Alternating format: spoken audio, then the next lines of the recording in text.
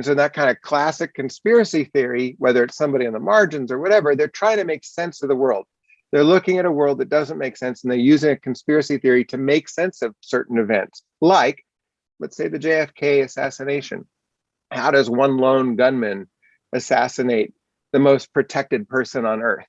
That just on its face doesn't seem to make sense. Or even 9/11, why are we invading Iraq when we were attacked by people who were located in Afghanistan? And why were we attacked in the first place? These things don't make obvious sense.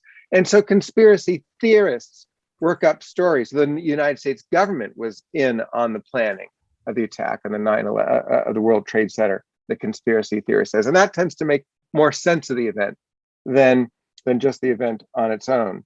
What we started to see was just conspiratorial allegations that don't make sense of anything. They don't start with an event. And they don't even mimic investigative journalism and try to come up with facts and evidence in the way classic conspiracy theorists really do. They just throw the allegation out there. So, Hillary Clinton running a child sex trafficking ring out of the basement of a pizzeria in Washington, D.C. I mean, there's the conspiracy. What does that make sense of? It's a really wacky narrative. And there's nothing out there. It's not like that some guy, Edgar Welsh, I think is his name, shows up at that very pizzeria armed with an assault rifle. He believes the story, of course, and he goes in to liberate the children who are being held. He fires the weapon he's now in federal prison. There was no basement. There were no children.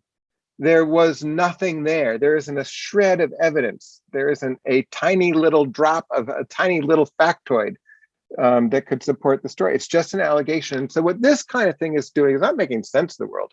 It's really just repainting your political opponents as not mere opponents, but as truly evildoers. And that's something different.